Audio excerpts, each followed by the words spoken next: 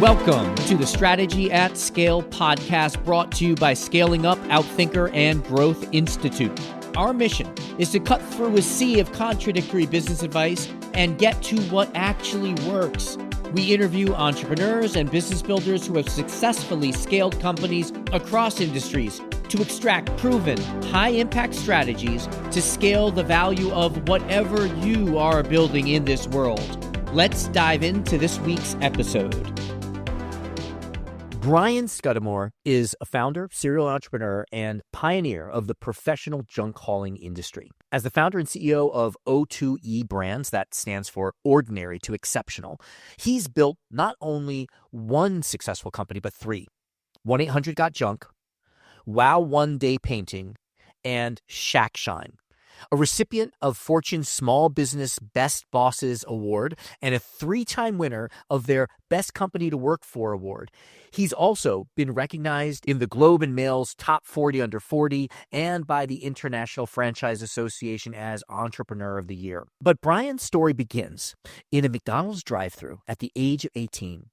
A high school dropout with one course left to graduate, he saw a beat-up pickup truck with Mark's Hauling scrawled on its side. That moment inspired him to invest $700 in his own truck, and from that humble beginning, he would go on to build the world's largest junk removal company. What makes Brian's story particularly valuable for entrepreneurs is how he did it. His painted picture vision process has become a blueprint for ambitious goal setting. His people-first philosophy, that if we take care of our people, they will take care of our customers, has proven that culture isn't just about feeling good, it's about driving growth.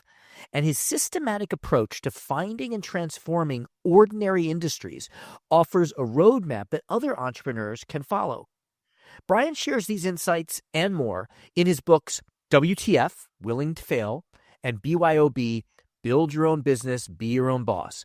You can also catch him as a dragon on CBC's Dragon's Den, where he helps other entrepreneurs realize their dreams. In this episode, we'll cover how to create and use a painted picture vision to align your team and achieve ambitious goals, why focusing on happy customers and happy employees is the key to scaling, his system for identifying and transforming ordinary industries into exceptional businesses, how he used a unique promotional strategy to significantly reduce customer acquisition costs, how failure, including his firing of his entire first team of 11 people, led to his biggest breakthroughs. Ladies and gentlemen, let's learn from Brian Scudamore. Brian, thank you so much for being on this podcast. It is great to see you again, and thank you for taking the time to tell your story. Yeah, honored to be here. Good to see you. So many people listening here will know your story, and you've told your story before, but for those who haven't yet been inspired by your story, maybe you could just kind of open up with where were you when you first came up with the idea, and what happened next? Yeah, very unexpected place. It's not a place people go definitely for inspiration for business, but I was in a McDonald's drive-thru, 18-year-old kid looking to pay for college, had just talked my way into college. In fact, being a high school dropout, I was one course short of graduation, and I was in that McDonald's. There was a pickup truck in front of me with plywood sides built up on the box, and it said Mark's Hauling on the side. And I'm like, that truck filled with junk is my future. I'm going to go buy a truck, start hauling junk, and that's going to be how I pay for college. But little did I know that my first few years in college, I realized I was learning so much more about business, running a business, more than I was studying at a books and with professors. So I made a bold decision to drop out and full-time focus on my business, and never gone back to school. And what, I mean, in addition to the learning, maybe this is what it is, this was like a learning, but it must have also seen that there was potential in this business beyond being a school for you. Yeah, I saw that the junk removal space was a large one. I would go down to visit my family in California where I was born, and I'd see junk trucks driving around. And I'm like, oh my gosh, this is not just a Vancouver where I was based phenomena. There's junk everywhere. And it's an industry that has never been organized or had never been organized until us. We decided that we would create the FedEx of junk removal, those clean, shiny trucks, friendly, uniformed drivers, on-time service, upfront rates. and we professionalized an industry that was typically a dirty one. Interesting.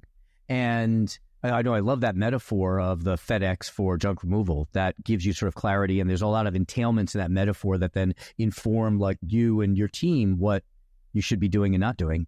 So then tell me, there's also this moment early on, I don't know how many years it was in, that you realized that you had the wrong team. Can you tell us about that? Yeah, I always take a deep breath because that was a tough moment. And it was 5 years into my business. I had 11 employees. They say one bad apple spoils the whole bunch. I had probably 9 bad apples, and they weren't the right people for me. So I brought them in the next morning, had a morning meeting, and this one was different. I started with 2 words. I said, I'm sorry.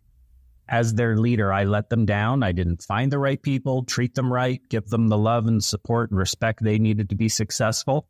And I ripped off the Band-Aid and got rid of my entire team of 11. But I did learn that day, it's all about people, finding the right people and treating them right. And there was such a gift in that failure that there was no looking back, because I knew I could do it in a different way this time and get it right. Find the right people and treat them right. Amazing. You see this pattern. The Starbucks, especially in its early 10, 20 years, it was not in the coffee business. It was in the people business. And I think we're starting to see a shift in other companies as well. We've always been customer. But increasingly, I think companies are recognizing that people are as important, or maybe even more important. Can you talk more? Tell us why are people more important? We refer to our secret formula, our not so secret formula, as if we take care of our people, they will take care of the customer. If we take care of the customer will take care of the growth of our profits, our brand, our reputation. So many people, as you have said, have looked at the world and said, the customer is always right. The customer is king or queen. No, it's bigger than that. It's your people. If you find the right people and they're happy in their job, that smile translates into great customer experience and them taking care of the customer. So it's a simple rewiring that we've done here that is at the core of everything we do. And what was it that you saw in your team at that time that you chose, that you assembled? I get that you took responsibility for that. But what was it that you saw in them that you realized that they weren't the right people? There wasn't a spark. There wasn't a possibility. Now, granted, again, it was my responsibility. I didn't paint a picture of the future. I didn't give them the vision. I didn't know what the vision was. To me, I was hiring people based on, were they strong enough to load a truck? Were they hardworking enough that they would bring in the revenue every single day? But I did not hire people who had that sense of taking care of the customer and making sure the customer was always wowed. It was really me looking for bums in seats to fill a job posting more than it was, hey, we're on a mission here to create the FedEx of junk removal. So you sort of have this vision of FedEx of junk removal, and then you, in that picture, I guess you can see what types of people fit into that picture. Yeah, it was 1998, 4 years later, that we created this vision, this painted picture of the future.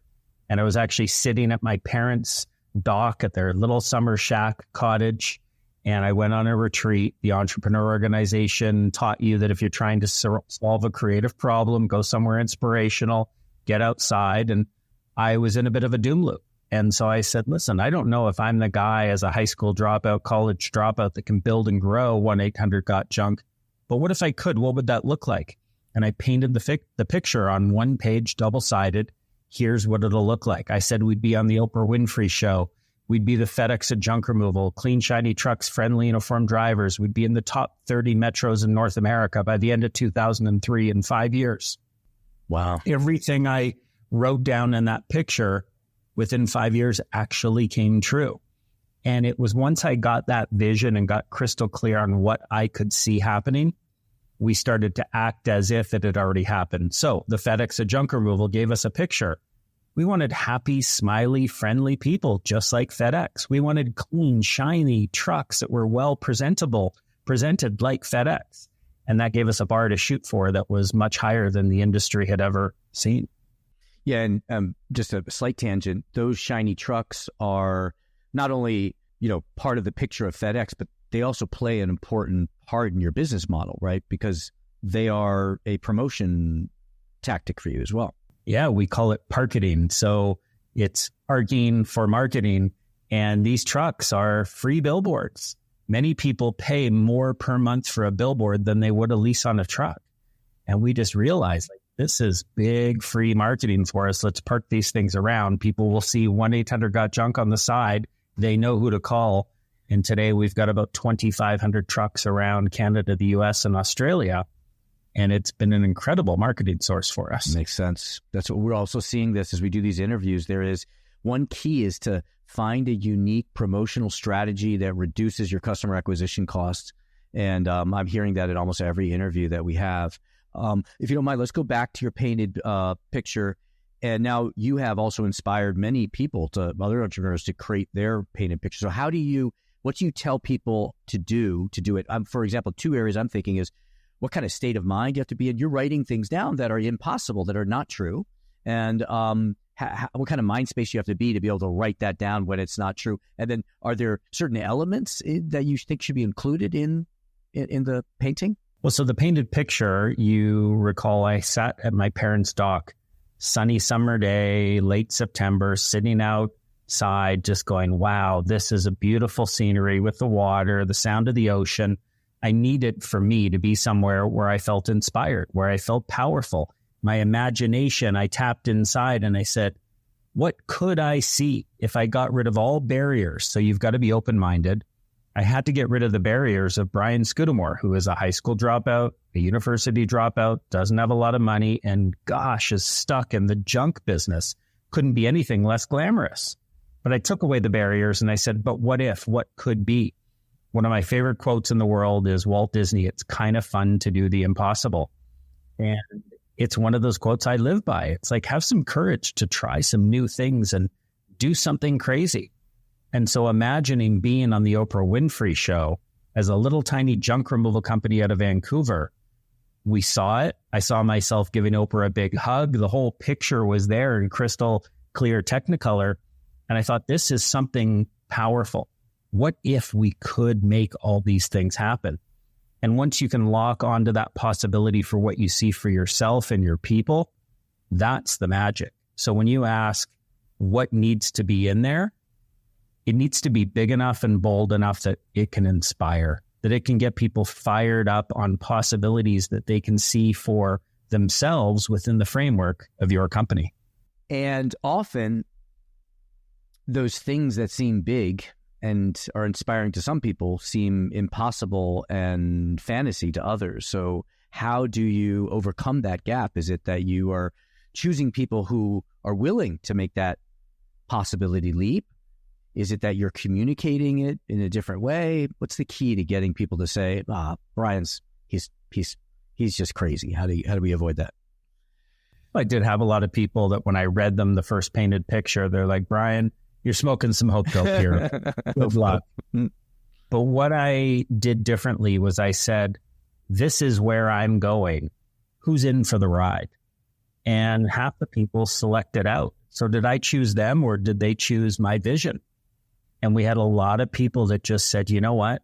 I don't know how we're going to get there, Brian, but I want to go there with you. I want to be a part of this. And those people did. We figured it out. And that was the magic in it all, was that nobody knew how to get there, but they all agreed that this is what it looked like. Brian painted a picture. We believe in that picture. Now let's go chase it. And visioning works in everything. We could look at the political landscape in this world, as complicated and crazy as it is. When someone's got a clear vision, that's what people follow. In sports, in business, in education, it doesn't matter. If you've got a clear vision, you rally believers and they choose themselves to say, yes, I want to follow that. I guess maybe I'm reading into this a bit, but one thing I hear in your vision, that it is a vision for you, it's a vision for others, but it's also a vision that the world needs, because there are people with lots of junk and clutter. And so that vision incorporates the market as well. Is that accurate? Yeah, we make space for possibilities. We get rid of people's junk, and they're like, wow, I can actually use that garage or that basement or that yard and garden for something other than just a stockpile. So we do make a difference in the world. And I think that when you've got a business that is all about people, that is about a vision that's compelling, those are two things that really matter. Understand why you're doing what you do, but then figure out a way to recruit people that are fired up and energized about the possibilities you see and that they see for themselves. Then you got a real business. Got it. All right. So many questions I could ask about that. I'm just going to ask one more. And in my head, I kind of link this. It's just certainly vision, BHAG, purpose. I love the painted picture, but it also links to this concept of strategic intent. And when there's clarity on strategic intent, someone sets really big goals and it aligns people to achieving those goals. You kind of harness the power and coordination of the organization. So how do you, there's two questions. How do you keep that vision alive and in people's minds? And what happens as you start approaching achieving that vision? Do you then paint a bigger vision or a future vision? Yeah, it's, maybe the last part first. It's a horizon that continues to kind of shift. I mean, I picture myself driving in the desert in Arizona. I mean, you see the horizon and that flat landscape. You never really get there. It's impossible. And a vision, a painted picture is a bit of that constantly moving horizon. As you get closer and closer and you start to get confidence and you start to accomplish the dreams and goals you've set, then you create another one. So we'll create a 5-year painted picture, but this year we're actually getting close to our painted picture with 1 year left. We got to create the next one, the next horizon for people to keep their eyes on. And then how do we engage people in it and keep it present, as you asked?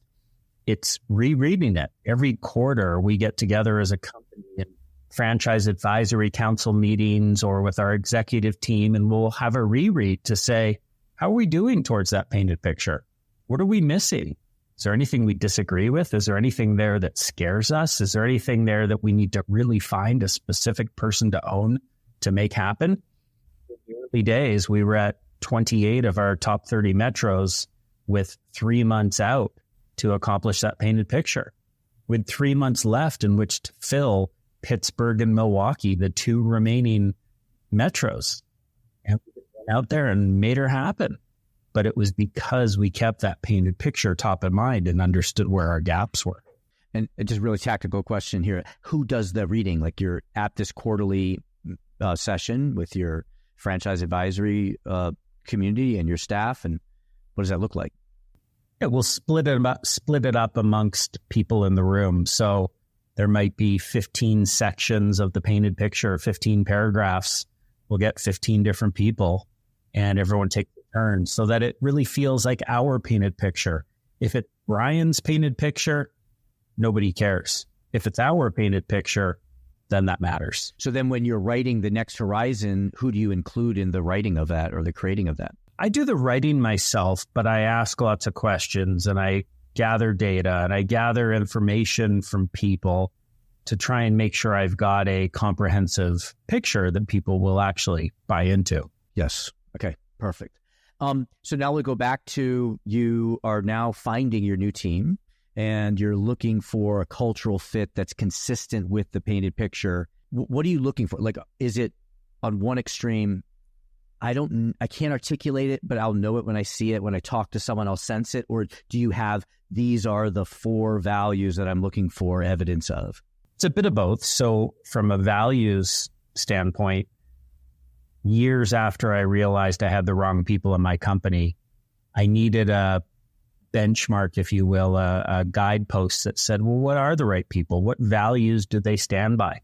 So we got together as a team and we said, who are we today? Not who do we want to be, but who will we always be forever in our hearts that is really important. And we came up with 4 things: passion, integrity, professionalism, and empathy.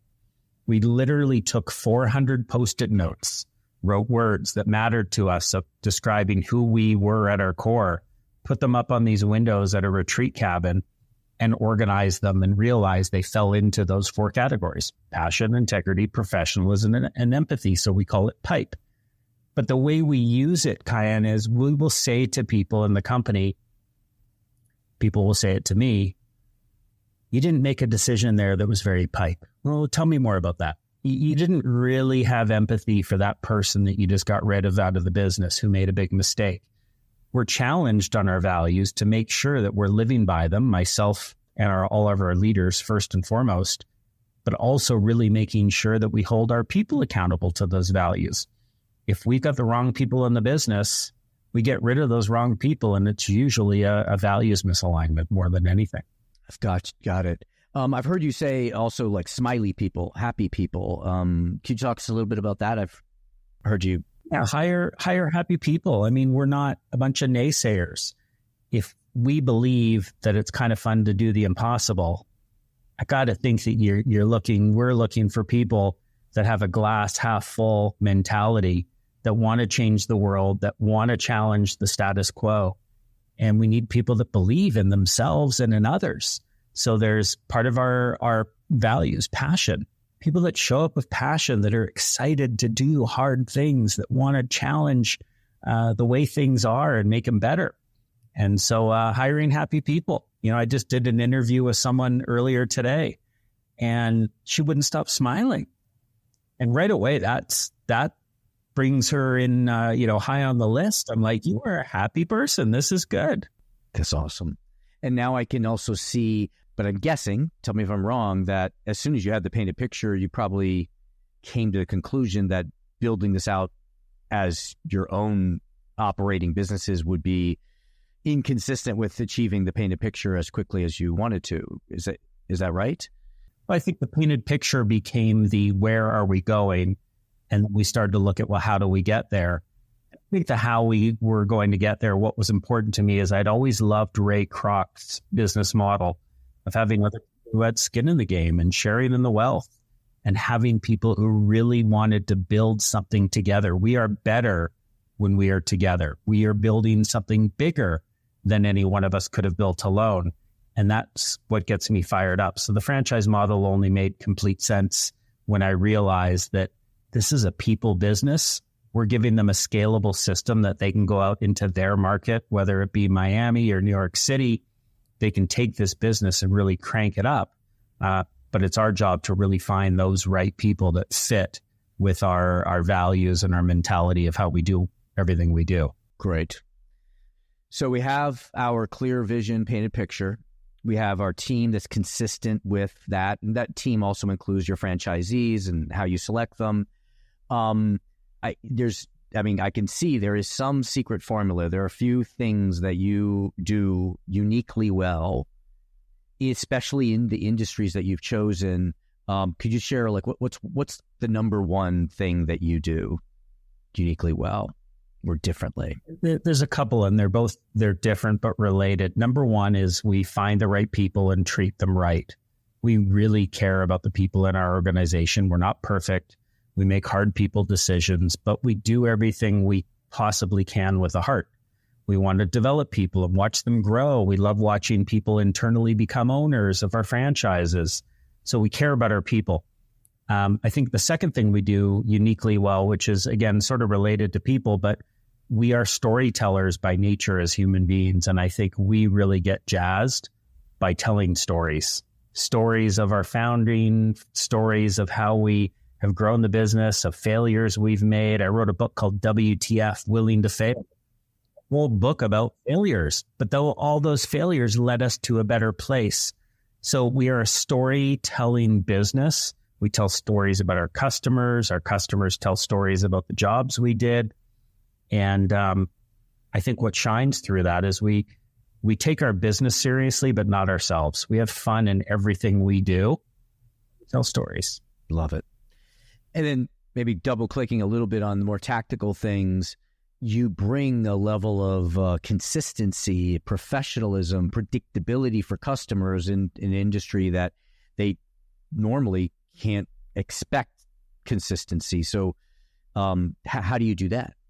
Yeah, it's very unexpected. I think people don't realize or expect to get a wow level of service in any one of our brands.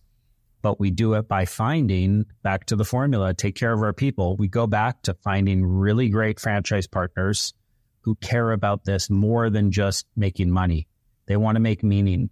They want to build a special business. They want to have be the leader with people following them in their business, believing in their painted pictures, believing in their customers and their people.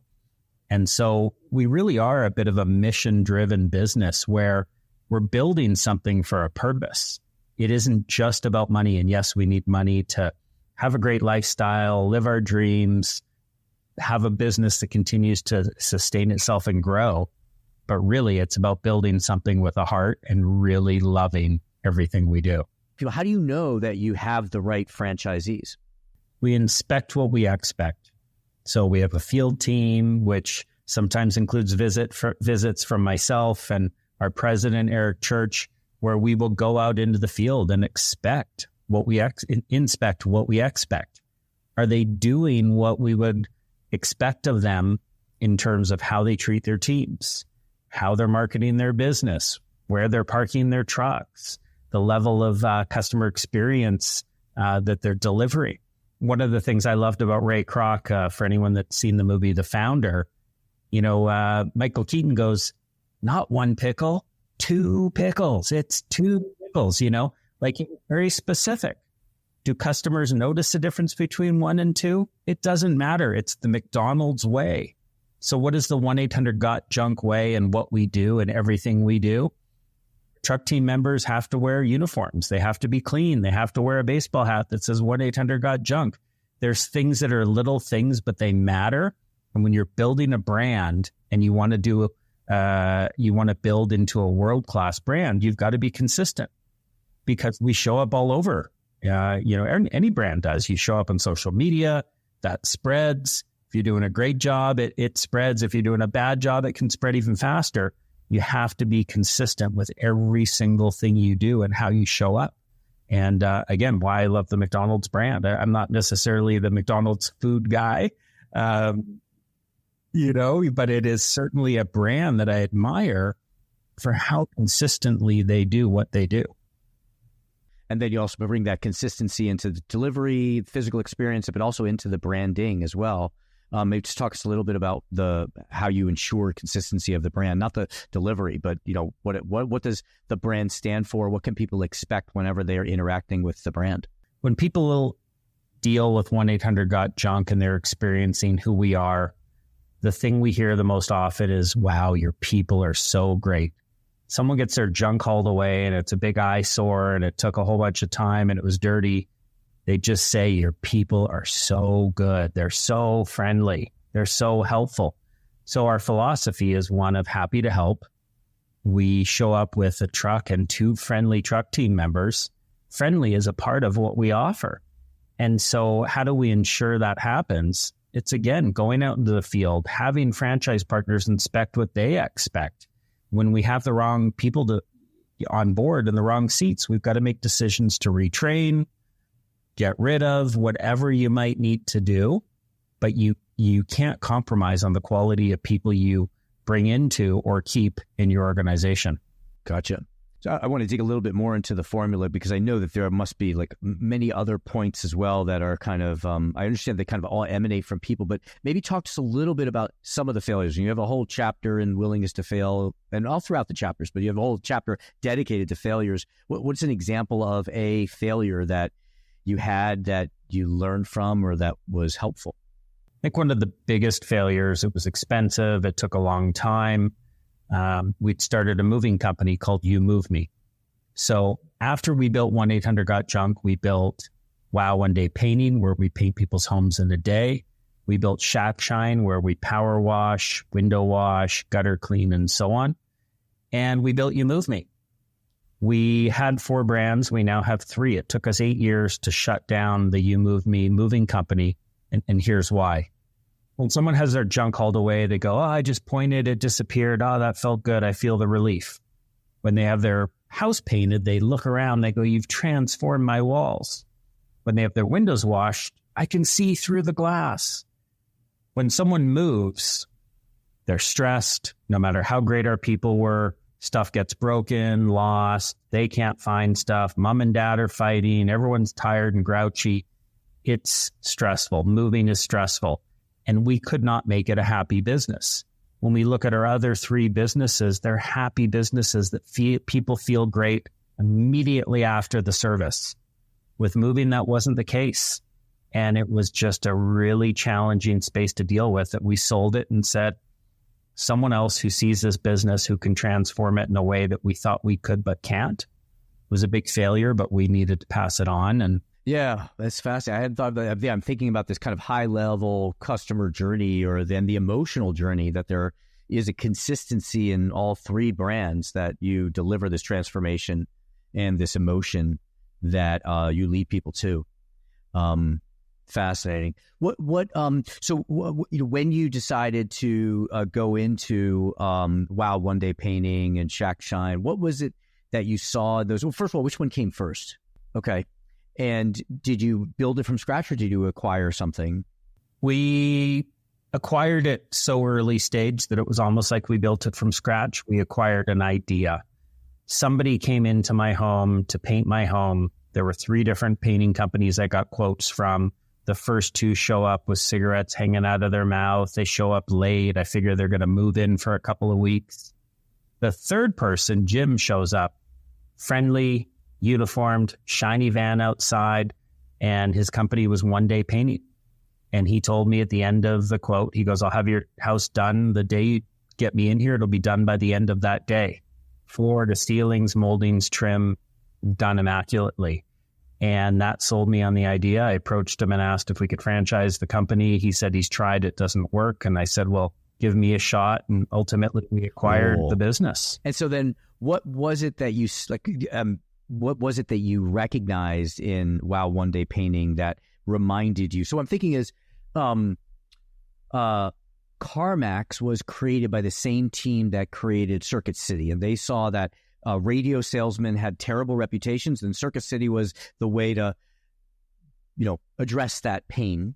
And then used car salesmen had the same kind of reputations. They kind of applied the same model. So there was sort of a pattern that they recognized. I wonder, what are the indicators of a pattern that tell you that painting is got a similar industry dynamic? Because there is certainly the pain, the disorganization, but I'm guessing it's probably fragmented. What else do you see if you were looking at the industry?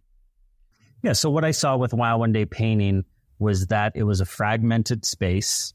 There was no brand that really stood out to me in the painting space. I didn't know who to call. Very similar to junk removal. We created the category junk removal, the service that existed, but it was always a mom and pop, Chuck with a truck type business. We created a brand, a national scale. And I thought, there are more walls to be painted than junk to be hauled. This is a massive space, and I wanted a piece of it. And so we bought the company, and the rest is history. Great. So I'm writing down fragmented, no one brand, which is sort of related to fragmented. There's a big addressable market and unhappy customers. Yeah. And then you see that as well in Shack Shine. And tell us about how Shack Shine came to be. Yeah, Shack Shine was similar. I couldn't find someone to clean our gutters. And it was the fall and rainy season here in Vancouver. And every time my wife and I would come home, we'd get soaking wet walking under our gutters. And she's like, you got to get up on the ladder. I'm like, we don't have a ladder. So I couldn't find a company. I finally found someone who knew someone that was starting a new business called Shack Shine.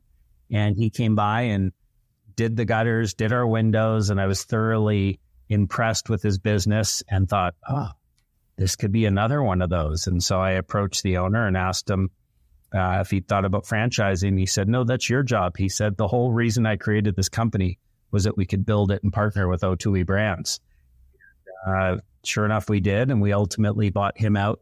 And the rest is history on that one, too. And so at that point, you had already established O2E, ordinary to I want to say extraordinary, but I keep wanting to say extraordinary, but exceptional. Yeah. Yeah, and so it's really just a holding company that, most people would never know O2E, but what the name stands for is very important, ordinary to exceptional. We would never buy an exceptional business and try and make it more exceptional.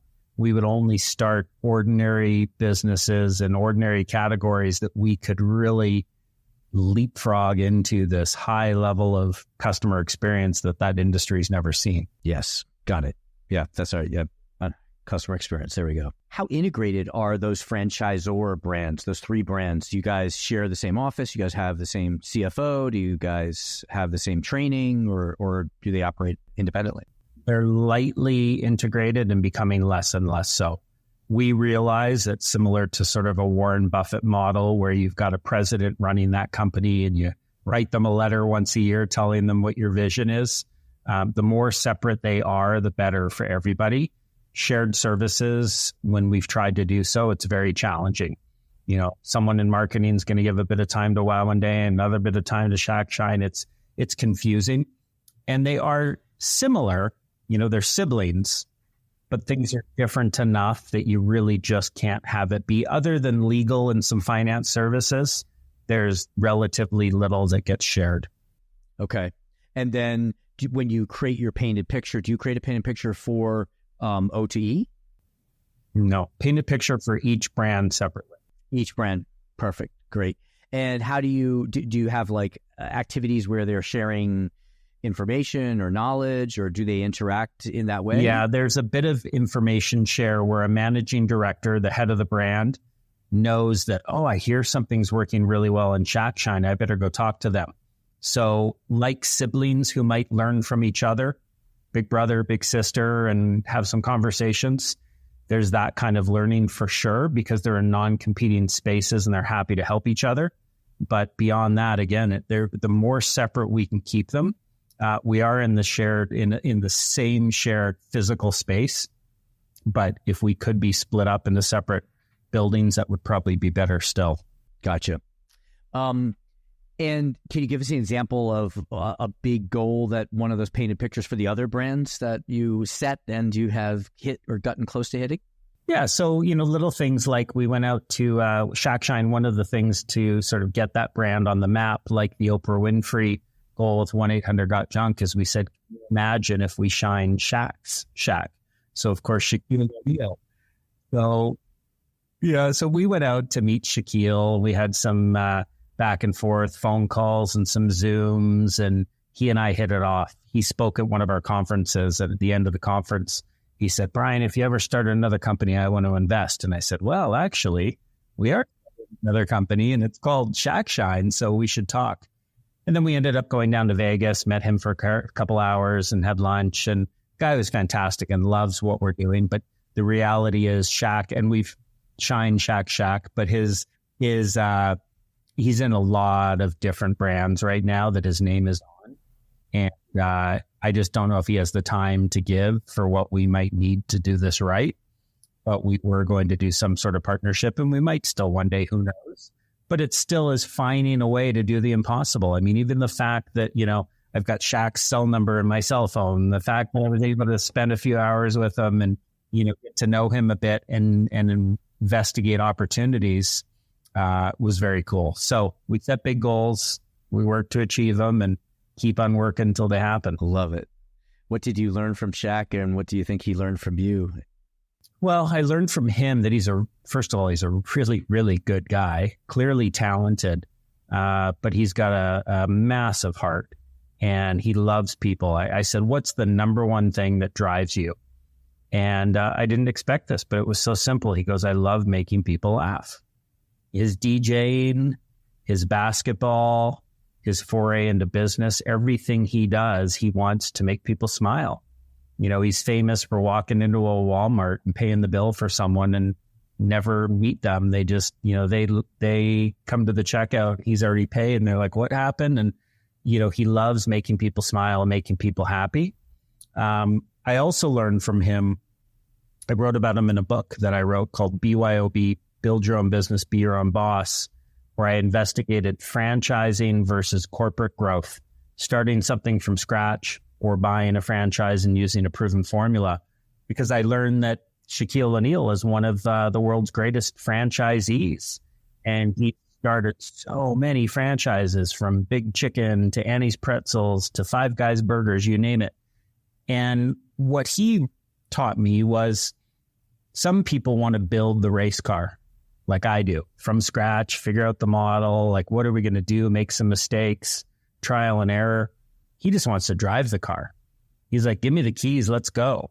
And so he wants the franchise, put in the keys, get as many on the road as possible.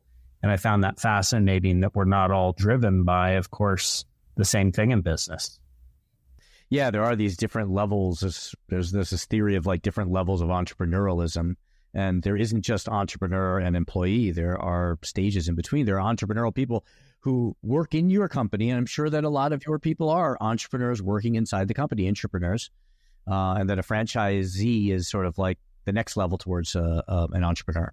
But when you're building something to scale and you bought a whole bunch of franchises, to me, that's real entrepreneurship. So it's exciting to watch different models at work. Yeah, absolutely.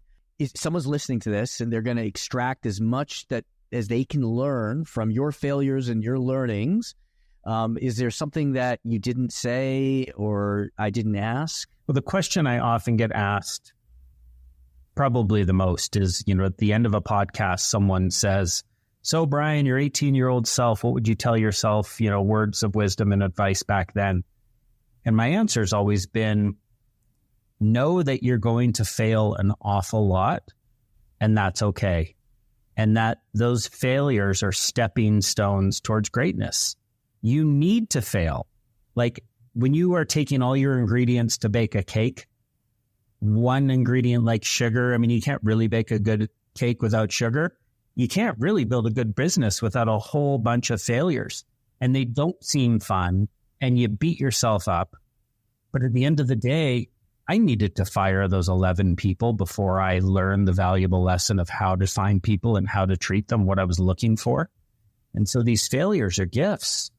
And just as exciting as someone might go, opening a present on Christmas, when you fail, it hurts, but you've got to be able to take a step back and go, there's something good here.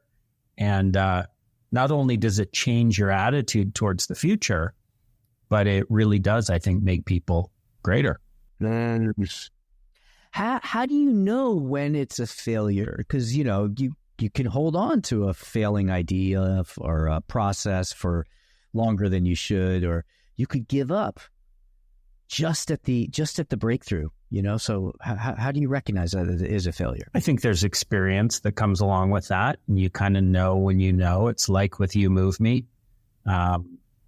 It really hurt for a couple of years talking about unwinding the company, selling it to someone else, unhappy franchise partners. What were our options? But when we discovered the gift and the failure, it was, this isn't a happy business. All of the other businesses are happy businesses. That's what we need to look for every single time from here. That's our filter. That became powerful. We didn't want You Move Me anymore. We didn't want any part of it. And then it was like, okay, it was okay to fail. Let's sell it. Let's get rid of it. Someone else can try and do what we couldn't do. Yeah, I said, yeah. I was in a meeting yesterday with some strategy officers, and we were helping out one of them. And one woman said, she said, you ask the 5 whys to make sure that you really understand the reason why it's not working. It looks like it's not working for this. And then if you ask, why is that not working? And then you get to something, because you probably had a lot of yeses, probably a lot of stuff that was working, right? You had the fragmented industry, you had a brand, you had the people, you had the trucks and everything. And like, you're just sort of racking your brain. We had it all, but we didn't have happy customers. Yeah, we didn't. So that's what you saw. And what did that look like? Was it, I know I'm asking a very tactical question here, but is this just coming up every day? Are you at a quarterly meeting? Are you looking at metrics on a dashboard? Are you talking with your partners over coffee? Like, how does this realization come to be that this linchpin is missing? We would, like with any of the businesses, I'd have friends and family that would use the service, and you'd give them your best people, and you'd make sure you took extra good care and whatever you needed to do, but it just never seemed to work out just right. And it was the realization that it's impossible to please people when they're in the headspace of doing a move. You don't do a move and then come home and celebrate. You do a move and then you look for stuff and try and unpack and get some sleep, but wake up and do it again in the morning. The celebration that comes from a new place, a new home, doesn't happen for some days or weeks. And you're gone by then. So you're not there when you're having a part of it. Yeah. So smart. All right. Let's ask you a few personal questions. The first one's sort of halfway personal, halfway business. Just talk to us about some of the habits that you have or that you found helpful. I know you do huddles, you do think days and focus days, things like that. Just tell us about some of the habits that have been helpful for you, either personally and or professionally. For probably 25 years, we've had daily huddles at 10:55 a.m. every single day. We don't miss. Why 10:55? It's precise. I think we learned it from Vern Harnish, where, have a daily meeting, make it so precise at the same time every day that has some meaning behind it. People can't show up late. When we thought, okay, if we do it at 11 o'clock, people show up at 11:02, 11:03. Yeah, that's okay. No, 10:55. Boom. We got a big huddle bell. We ring in the office. Everybody comes running. And it is a chance for us to pulse together every single day. How are our numbers? How are our people? What are our missing systems? What's going on? Where are we stuck? 7-minute stand-up meeting, all hands on deck, and it's fabulous. Wow. We also... Do you do 3 huddles now that you have 3 brands? We do 3 huddles, 3 brands. Yep. Every brand has their own huddle. In fact, they used to all come together, but that was different teams coming together. And it didn't, it was like 3 sports brands coming together, the Jets and the Eagles. And you're like, what am I doing in this room? And so having them separate has made those tribes be very tightly knit amongst themselves and teams. Got it. Love it. Love it. You're about to give me another one, it sounded like. I get up also at a very precise time, 5:55 a.m., and I spend the first hour doing things that are personal, that matter to me. Working on my language learning. I'm a big fan of French, and I spend most mornings learning and improving on my French language. I'm not a big reader. A lot of people take their time to read, but occasionally I'll read shorter articles and different things. But it's my chance to learn, to grow, to get on my Peloton, to do things before the kids are all up that charge me and fire me up outside of my business life. Got it. And what about exercise? So, if I look at the last few weeks, I've spent every weekend in the bike park up at Whistler doing downhill mountain biking, going way too fast on 2 wheels down a hill. I have been hurt badly doing that. A lot of people have. I've been lucky, knock on wood. Yeah. Love to ski. Yeah. Love to walk, love to paddleboard, canoe, whatever I can do. The variety is nice, but I live in Vancouver and Whistler, and we've got all those things right outside our backyard. Totally. And do you work 7 days a week, or how often do you work? 5 days a week. I take Fridays as a almost free day. So from time to time, it's a completely dark day off of email and social media. I've gotten a little bit busier, and I've gotten a little more laxed with my Fridays, and occasionally we'll do some work. But for the most part, it's a recharging day that allows me to ski, take the kids to school, hang out with friends, whatever that might look like, away from business. So I'm a big work hard, play hard, Monday to Thursday, really, really work focused, dinner meetings and so on.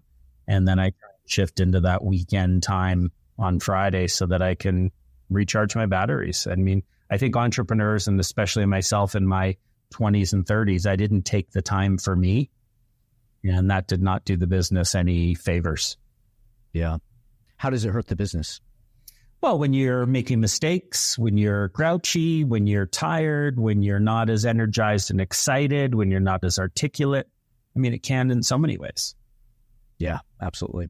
Last question. Is there, I know you say you don't read many books. Is there a book that you recommend for entrepreneurs that are looking to scale their business in addition to yours, in addition to scaling up? What beyond those? Yeah, in addition to scaling up, I believe that the E-Myth Revisited was the greatest business book ever written. It is really, Michael Gerber wrote a book about people don't fail, systems do. How do you put the replicatable systems in place in your business, like a McDonald's, even if you don't anticipate you'll franchise? How do you create the simplest of systems that people can't fail?